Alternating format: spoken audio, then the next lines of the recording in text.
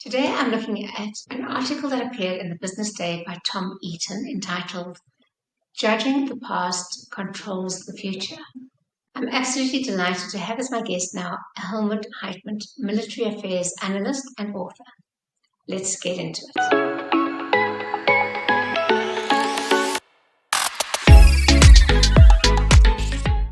Hello, I'm Charisse Zeifert, Deputy Director at the SA Jewish Board of Deputies. In this series, we look at articles in the mainstream media that need some scrutiny. Helmoed, welcome and thank you so much for joining me. Shall we look at the Tom Eaton first? I love his style of writing. I never miss reading his column. And in his column this past week, he talks specifically about how those who are the victors write history.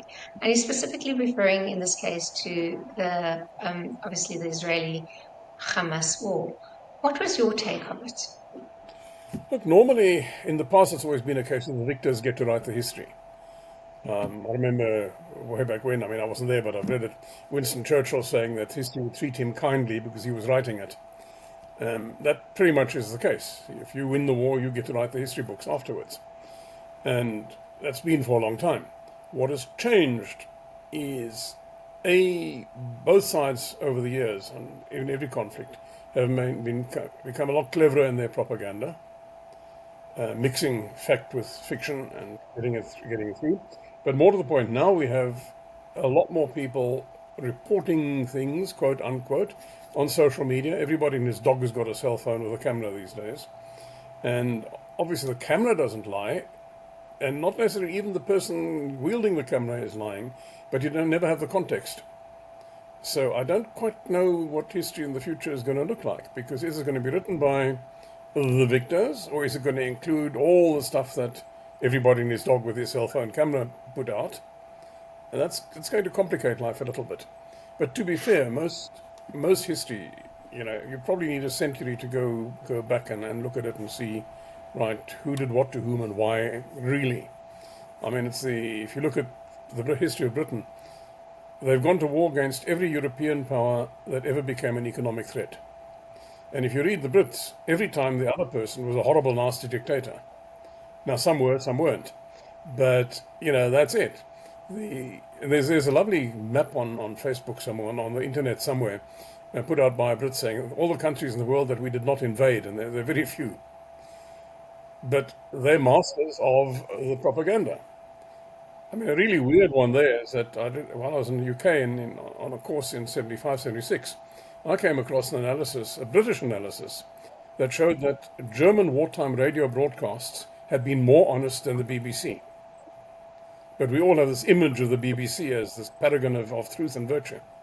That is very interesting, and thanks for highlighting that. And you talk about propaganda, and I know in this war, one of the things that I've had discussions with people around is, everybody sees that there are obviously two sides, and even that we can argue about as to, who has the right on their side. And I think that's Tom's point.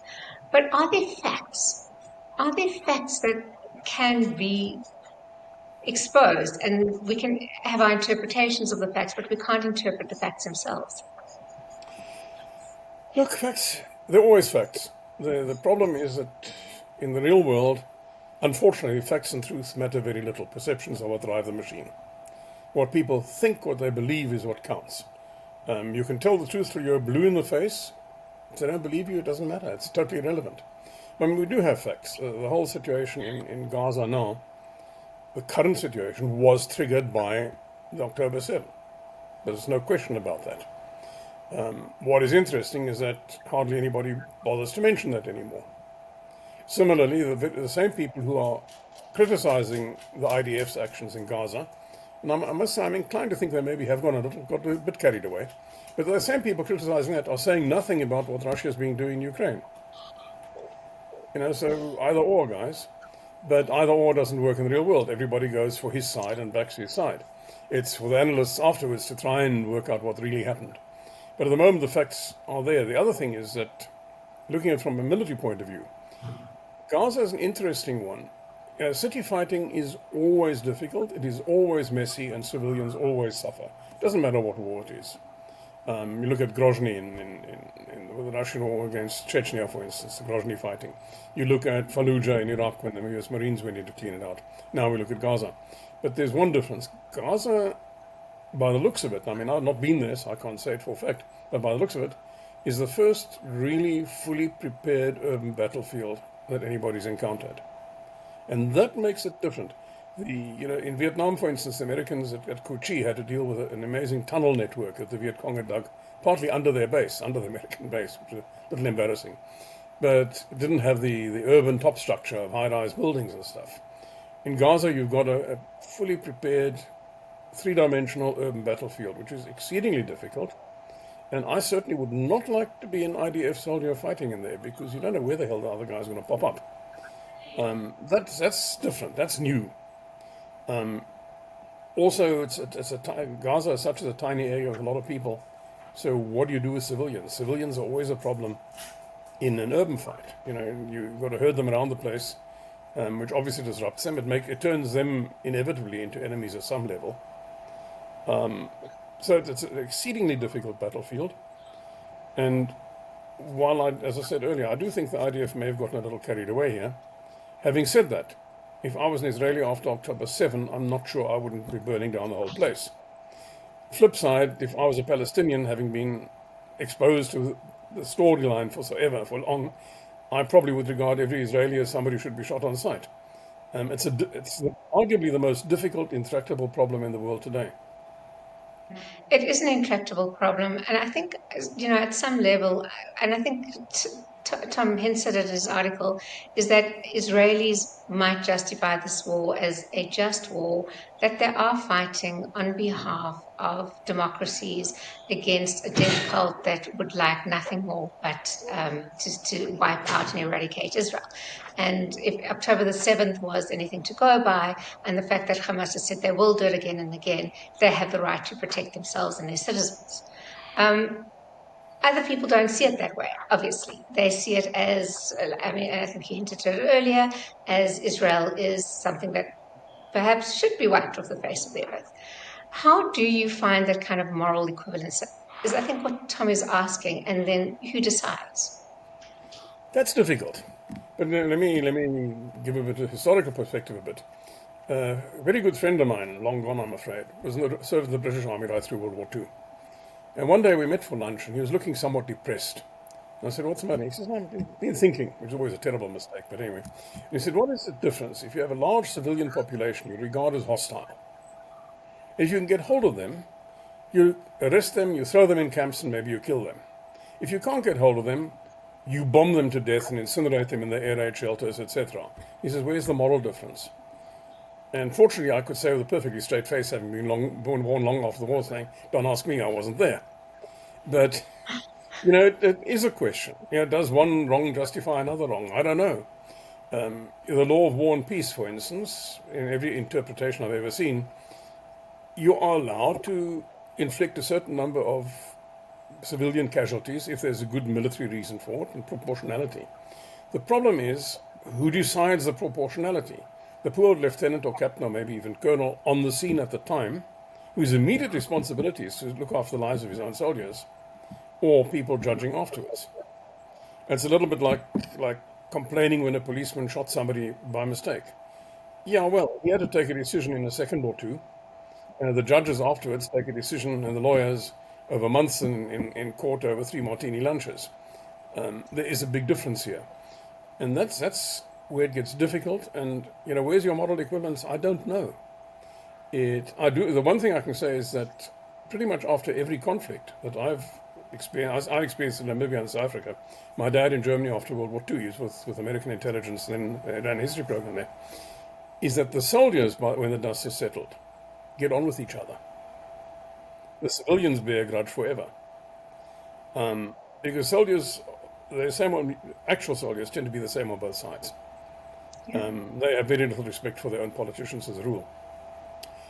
The other thing is that we tend, again as a propaganda factor, we have been taught to call terrorists guerrillas or freedom fighters or something, and there's that old story that, one man's freedom fighter is the other man's terrorist.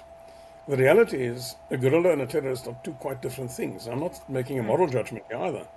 The guerrilla tries, like a conventional military, tries to avoid civilian casualties because it'd be stupid to cause them because he needs the civilians around him, the fish in the water stuff that Mao used to talk about. The terrorist, on the other hand, is specifically trying to kill civilians to frighten the hell out of everybody, including the government. That's the difference. They are not the same thing. Now, then the other thing is, does the end justify the means? Well, yeah, we can argue that one too. It's the minute perfectly rational people go out and start killing other perfectly rational people at the behest of some politician sitting back behind his desk somewhere in a nice air-conditioned office, that sort of stuff disappears into the murk. So it's difficult. And I think you'll find on both sides, you'll find really nasty people and really nice people. At the moment, what I saw, I mean, some of the video clips I saw on October 7 of ordinary Gazan civilians welcoming back the hit teams that had gone across the border. Yeah, if I was an Israeli, I would have a very negative view of pretty much everybody in Gaza as a result of that. But yeah, it's like the Russians going into Grozny after that school massacre. I forget where it was now, another town in Russia, where a whole bunch of children were killed when Chechen terrorists took over a school. Then you tend to suspend your normal feelings. You see red and in you go. Having said that, the question really, the state of Israel exists, it's got a right to exist, everybody's accepted that except one or two people. And any state has a right to defend itself. If you want to go back to original sin, maybe we have to go back to the Balfour Agreement. But another telling factor is that none of Gaza's neighbors, well, neither of them, Jordan or Egypt, are very interested in taking the people from Gaza to their side. It is an intractable conflict that hopefully will be resolved. And the fact that the Middle East has changed so much in the 20 months since October the 7th, that dynamics continue to shift. I think it's just, from what I understand, it's a question of the hostages. And the war could end tomorrow if those hostages were released. Yeah, sorry, let me say one thing. Like when I said about soldiers, you remember when General Rabin was running the show in Israel, he managed to come close to an agreement with the Palestinians. Then he was assassinated by a right-wing nutcase Israeli. I come back to the soldiers are practical, pragmatic people. If you actually now I'm not so sure how many real soldiers there are on the Gaza side, but there are probably some among them that are practical, pragmatic people. If they were talking to each other, you'd come to a settlement much earlier. Yeah. But the problem is, again, and some people get very upset when I say this, to say that a Palestinian is anti-Semitic is nonsense because they're also a Semitic race. What you have here is what in Afrikaans is called a broedertwis. People have lived cheek by jowl for decades, for centuries. If they get into a fight, it gets really, really, really nasty. Like the former Yugoslavia. We saw what happened there. So it's going to take, yes, it can be settled. I think the average person in Israel and the average person in Palestine probably would like the bloody thing to be settled. Let's get on with our lives. But it's going to take some very cool-headed and hard-headed people on both sides to settle it. And at the moment, I don't see them. Helmoed, I just want to thank you so much for joining me. It's such a pleasure to get your insight and knowledge on complicated issues and just kind of have that conversation where we can look deeply at what is being said and investigate it further. So thank you so much.